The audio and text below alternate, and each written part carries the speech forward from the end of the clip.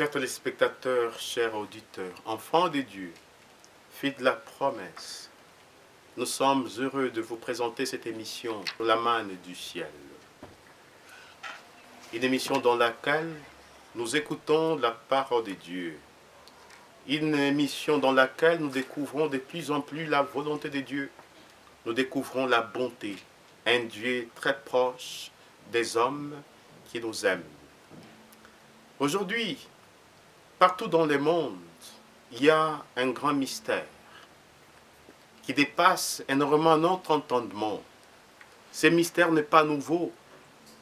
Jésus l'a vécu dans sa chair, dans toute son intégralité. C'est le mystère d'abord du mal, le mystère de la souffrance. Le mal pourrait être défini comme une réalité opaque à laquelle tout homme se heurte sans pouvoir pénétrer les mystères. Jésus n'a pas expliqué de manière rationnelle la présence du mal dans le monde, mais Jésus a affronté le mal, Jésus a surmonté le mal, Jésus a remporté la victoire sur le mal. On pourrait dire Jésus demeure notre modèle. Comment est-ce que nous pouvons réagir par rapport donc au mal qui règne dans le monde? Il y a plusieurs tendances.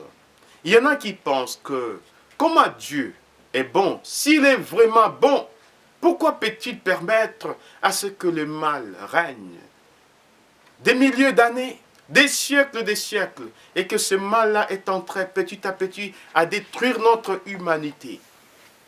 Ceux-là, lorsqu'ils ne trouvent pas de réponse, ils ne croient pas en Dieu, nous les appelons donc les athées.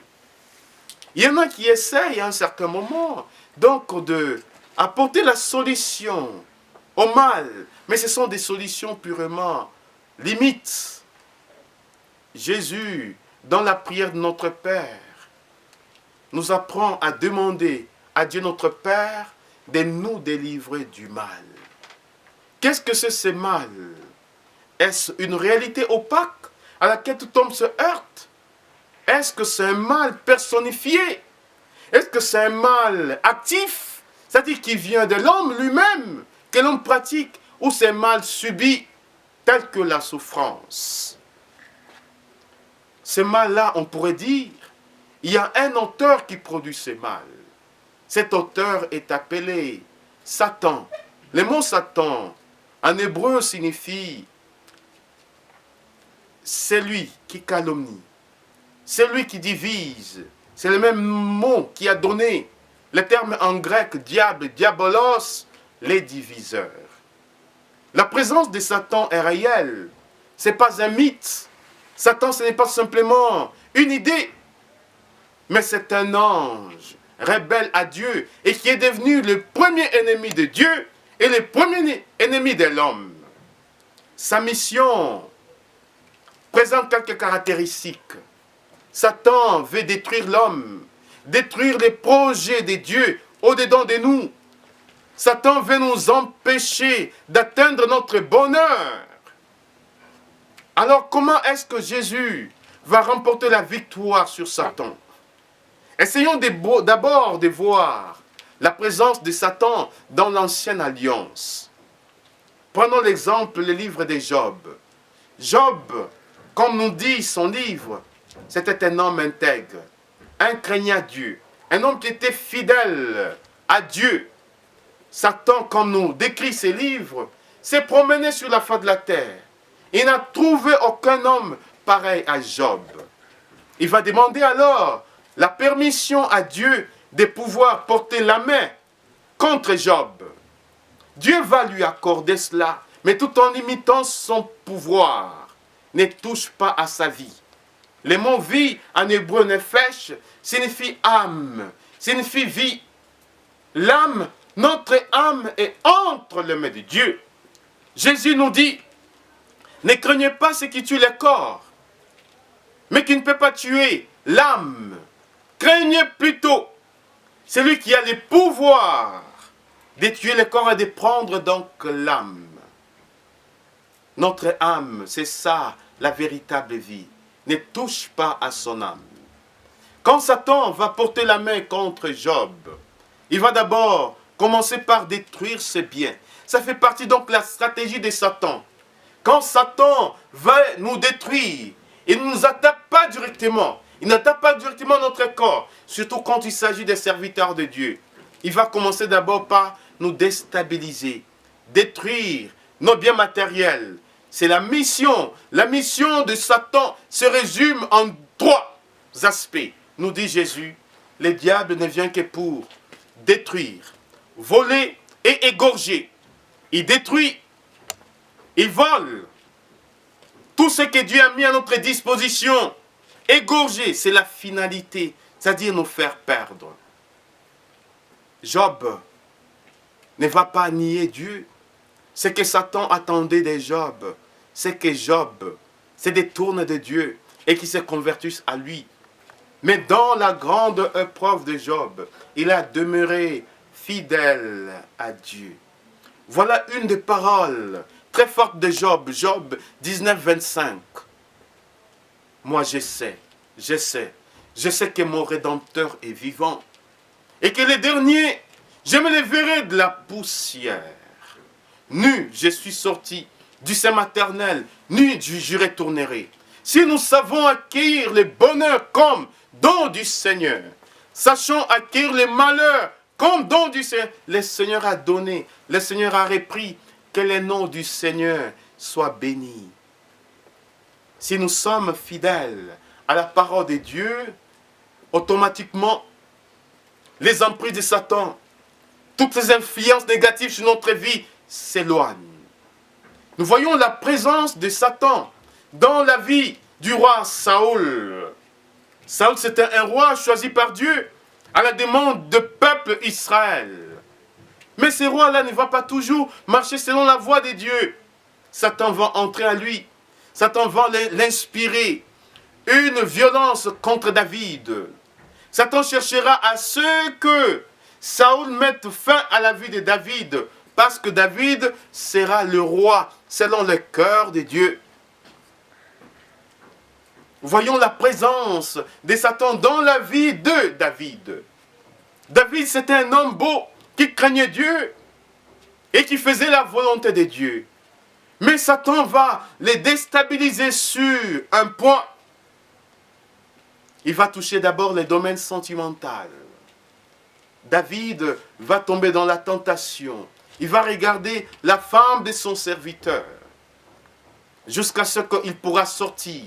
Lorsque le serviteur viendra, David va le renvoyer dans la guerre jusqu'à ce qu'il va mourir. David a commis 2 péchés fondamentaux, le meurtre et l'adultère.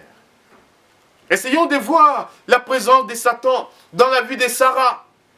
Sarah, cette juive qui cherchait à se marier. Des démons Asmodée va tuer 7 maris de Sarah. Vous voyez l'action d'abord du diable. Je prends juste quelques exemples dans l'Ancienne Alliance. Jésus va résumer sa mission. Luc 4, 16 à 20. L'Esprit du Seigneur est sur moi, parce que le Seigneur m'a consacré par l'onction. Il m'a envoyé porter la bonne nouvelle aux pauvres. Annoncer une année de grâce. Annoncer une délivrance aux captifs. Ouvrir les yeux des aveugles. Ouvrir les oreilles des sourds. Quand Jésus finit la lecture, il ferme le livre et dit « Cette parole s'accomplit aujourd'hui ». Jésus est venu libérer les captifs. Avant le Christ, l'humanité était renfermée dans la prison. Et sans le Christ, nous sommes dans des différentes prisons. Ces prisons-là, c'est la présence de Satan dans notre vie. Satan nous ligote. Il nous lie pour que nous ne puissions jamais exercer notre liberté ordonnée au bien. Alors, nous allons voir comment Jésus va livrer la guerre à l'antique ennemi de Dieu et de l'homme que Satan. Tous les exorcismes que Jésus va opérer. Premier exorcisme dans la synagogue de Capharnaüm. Un homme qui était possédé. Jésus, par son autorité, chasse cet esprit malveillant. Sors de cet homme. Les démoniaques tremblent. L'esprit malin les secoue. Et l'homme a été libéré. Cet homme qui était tellement enchaîné par les esprits mauvais, qui s'est promené dans des cimetières qui étaient tellement violents, Jésus le libère. Il devient une nouvelle création. 1 Jean 3, 8 nous dit ceci. C'est pour détruire les œuvres du diable que le Fils de l'homme est apparu. Jésus est apparu pour détruire les œuvres du diable. Le lieu par excellence, la destruction de l'empire du diable, ça sera la croix de notre Seigneur Jésus-Christ. Jésus n'explique pas la présence du mal, n'explique pas la présence de Satan dans le monde, mais Jésus va affronter le mal dans toute sa splendeur, en disant oui à l'amour de Dieu le Père, en s'offrant lui-même. Et quand il s'est offert, il a assumé toutes les souffrances qu'il y a dans l'humanité. Il a assumé en sa personne toutes les maladies de manière prophétique. Isaïe 53, versets 4 à 7 nous dit ceci. C'était nos souffrances. Mais quand nous lisons les textes en hébreu, Ayurolanu, c'était nos maladies qu'il portait, nos douleurs dont il était accablé, et nous autres nous l'estimions frappé, châtié de Dieu. Le châtiment qui nous rend la paix est sur lui. C'est dans ses plaies que nous trouvons notre guérison. L'un des soldats de sa lance sur la croix a percé son côté, l'eau et le sang ont jailli. Et dans le côté ouvert de Jésus, nous avons le pardon de péché, parce que le salut, la délivrance, consiste d'abord à libérer l'homme enchaîné au pouvoir de Satan. La porte que nous ouvrons à Satan, c'est fondamentalement notre péché. Le péché, comme nous dit le pape Benoît XVI, c'est la non-écoute de la parole de Dieu. La non-écoute, c'est ça le péché. Quand nous n'écoutons pas Dieu, nous ouvrons alors les portes à Satan. Il y a fondamentalement des portes qu'on ouvre, que nous ne fermons jamais et par lesquelles Satan entre dans notre vie. Mes chers frères et sœurs, Satan a demandé à Jésus de lui donner le pouvoir. Jésus va réagir. Tout pouvoir m'a été donné au ciel et sur la terre. Satan donne le pouvoir aux hommes. Et les hommes exercent le pouvoir de Satan. Pour que ces hommes aient ces pouvoirs, ils sont obligés d'adorer Satan. Ils sont obligés de faire des alliances avec Satan. Ils sont obligés de faire des incantations à Satan. Ils sont au service de Satan. En retour, Satan leur donne un peu de pouvoir. Mais c'est un pouvoir très limite. Un pouvoir au service de la destruction de l'humanité. Nous, enfants de Dieu, nous avons reçu ce pouvoir de par notre baptême. Les jours où nous avons été baptisés, qu'est-ce que c'est être baptisé? C'est d'abord être plongé dans la mort et la résurrection de Jésus. Je meurs avec Jésus, je ressuscite avec lui. C'est ce que l'apôtre Paul nous dit dans Romains 6, 4. Ne savez-vous pas que baptisé dans le Christ, c'est dans sa mort que vous avez été baptisés. Vous avez donc été ensevelis avec lui dans sa mort, afin que comme le Christ est ressuscité par la gloire de Dieu le Père, nous aussi nous menions une vie nouvelle. Cette autorité, c'est les sceaux que Jésus, que Dieu nous a marqués, dont nous avons été marqués les jours de notre baptême. Quand je suis scellé, ces sceaux-là, personne ne pourra l'enlever. C'est une marque indélébile. À jamais je demeure fils de Dieu. Et si j'ai vu véritablement de mon baptême, j'acquiers l'autorité qui consiste maintenant à dominer sur les puissances adverses, à dominer sur les forces du mal. Mes chers frères et sœurs, regardons un seul instant notre monde. Il y a tellement de souffrances, des épreuves, des maladies dont on ne connaît même pas les origines.